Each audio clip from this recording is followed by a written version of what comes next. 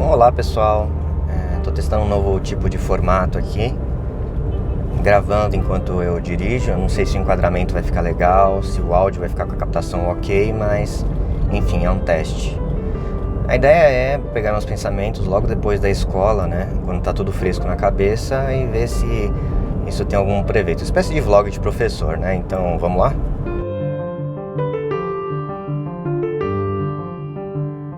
Bom, hoje foi o primeiro dia de aula, né? Foi o primeiro dia que eu dei aula efetivamente desde que começou essa coisa toda da quarentena.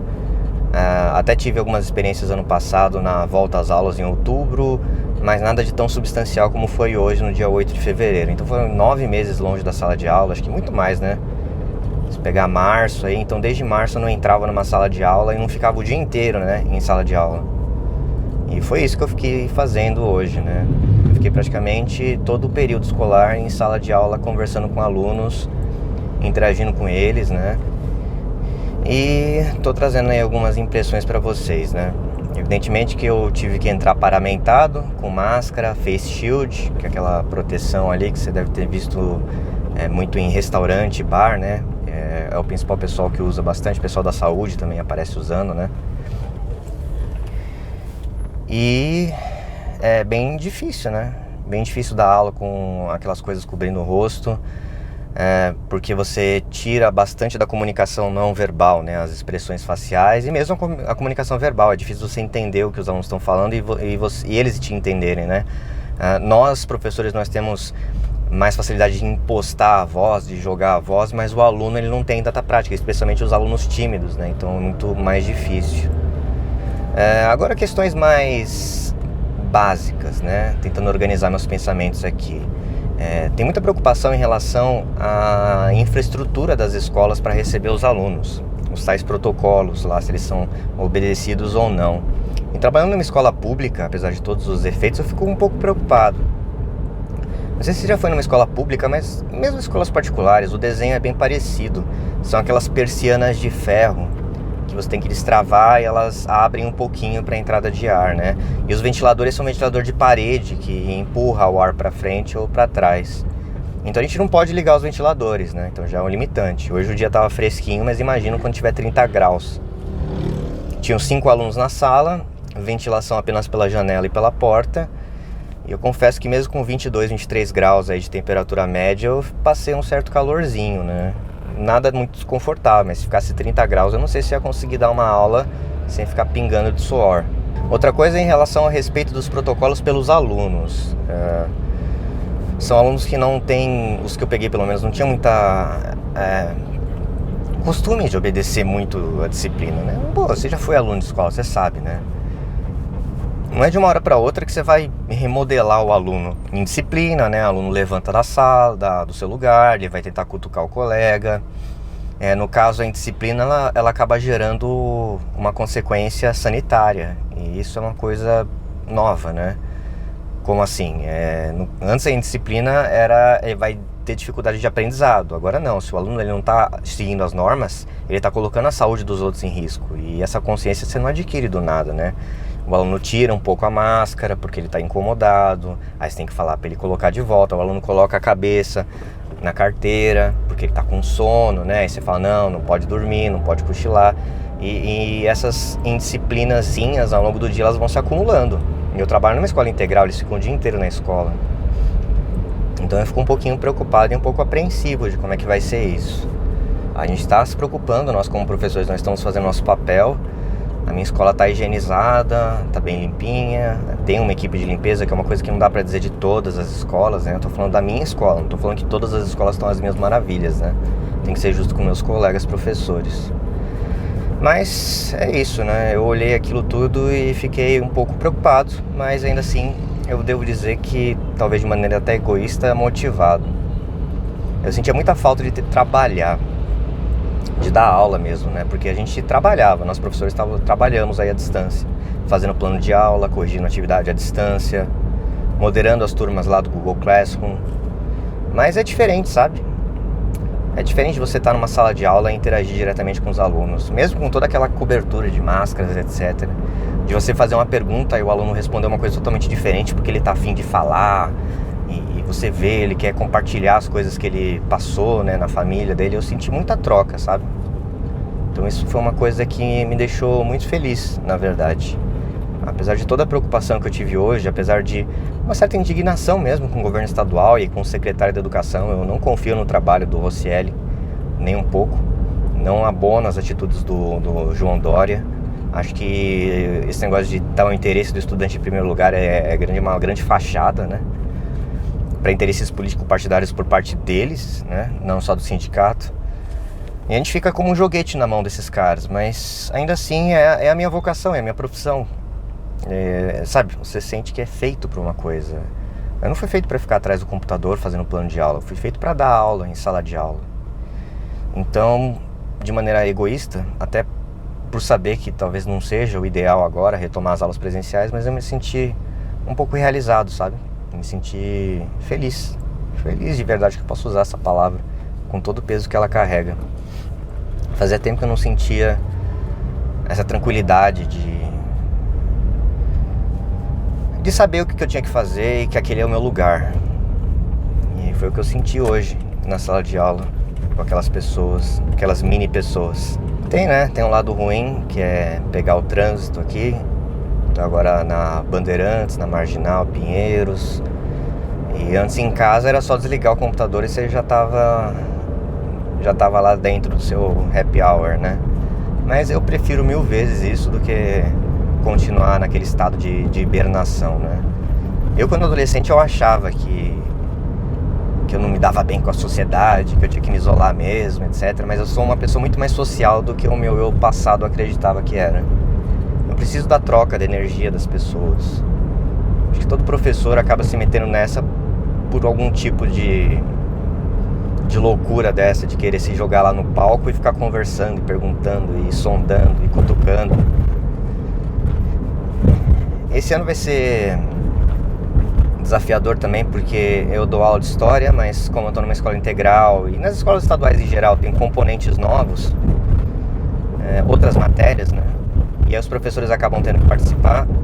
Eu vou dar aula de tecnologia, né? Então eu vou ser um professor de tecnologia no ano do ensino mediado por tecnologias, no ano do ensino híbrido. E acho que vale a pena também falar um pouco sobre esse tal ensino híbrido. Ensino híbrido é um conceito aí que foi desenvolvido por um autor que ficou célebre aí por essas fundações privadas que financiam, né? Essas think tanks, né? Que a gente chama de essas fundações que fazem pesquisa tentando influenciar as políticas públicas, né? Influenciar os governos e as instituições. E a ideia do ensino híbrido é misturar o ensino totalmente tecnológico e à distância com o ensino presencial, daí que é o hibridismo, né? A mistura dos dois.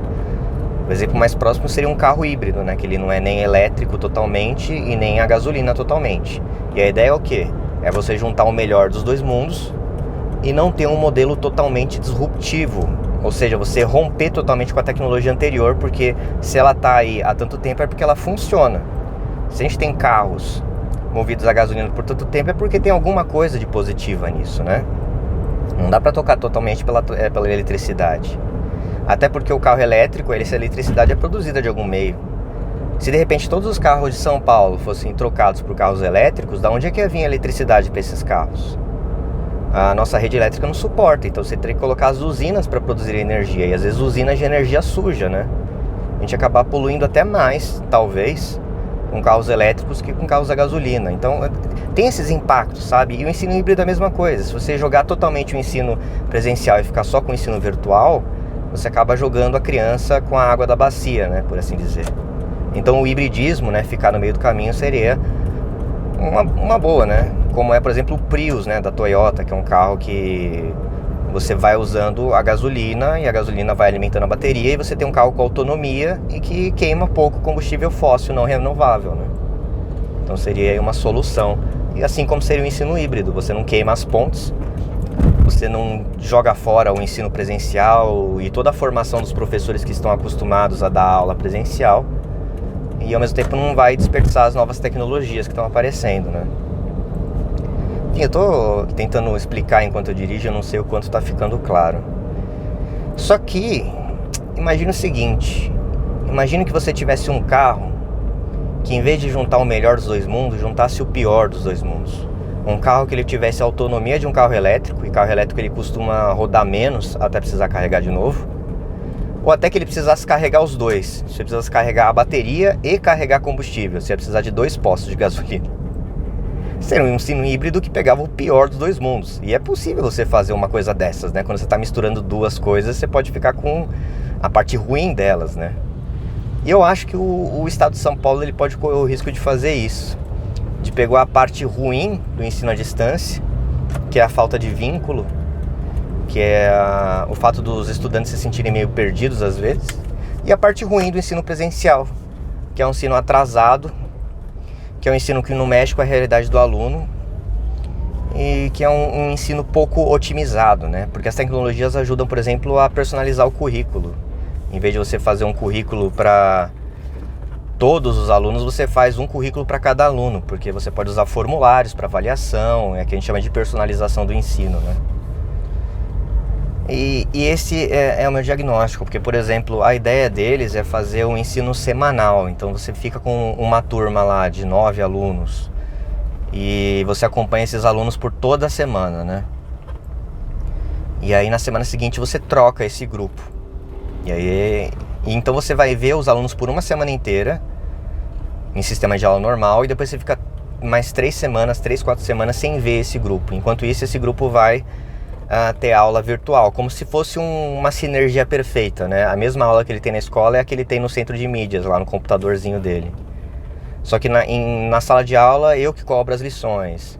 Quando ele está em casa, é o centro de mídias, o aplicativo que cobra as lições. Ainda tem um terceiro tipo de aluno que não vai nem um dia na escola. Esse aluno vai ter um terceiro tipo de roteiro, que ele vai ter o roteiro do centro de mídias, mais um roteiro personalizado meu, para que ele fique em casa e não precise ir na escola tirar dúvidas. Enfim, é um negócio tão confuso, que eu entendo que pela atribuição de aulas, e nós professores a gente recebe uma carga horária semanal, né? A gente sabe quantas aulas a gente vai dar por semana e para quais turmas. Era o que dava para fazer, mas qual é o risco de ser, assim, talvez tão ruim quanto o ensino totalmente à distância, ou até pior, por ser mais confuso e ainda oferecer um risco à saúde pública, né? Porque, como eu falei para vocês, eu não estou levando muita fé que os estudantes vão ficar respeitando aí os protocolos de saúde o suficiente para manter todo mundo seguro, né? Mas enfim, só são reflexões, é o primeiro dia. Não dá para dizer que eu sei o que vai acontecer só pelo primeiro dia. Tem muita água para rolar debaixo dessa ponte, mas acho que vale a pena frisar. Lembrando que a minha escola é só um caso específico, né? São 5.000 escolas, 4.500 que abriram as portas aí no dia de hoje, segundo o secretário da Educação. Talvez nem todas as escolas tenham equipe de faxineira completa, talvez nem todas as escolas tenham os inspetores de alunos, que são os B10, né, que ficam nos corredores, talvez nem todas as escolas tenham todos os professores. Então, se você é pai de aluno, se você é aluno, pergunte para a sua escola, tá com a equipe completa? Vocês têm como manter os protocolos? E os diretores eu recomendo, e os professores eu recomendo que sejam honestos a esse respeito, né? Não façam terrorismo falando de política genocida, só falem da situação da sua escola.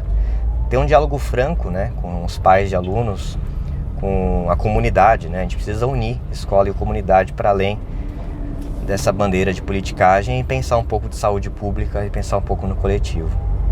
Bom, isso aí são alguns pensamentos que eu trouxe para vocês. Se vocês gostarem desse tipo de vídeo, não deixem de comentar, se inscrever no canal e também dizer o que vocês acham sobre esses pensamentos que eu depositei aqui com vocês. Até a próxima, e agora eu vou voltar para casa. Tchau.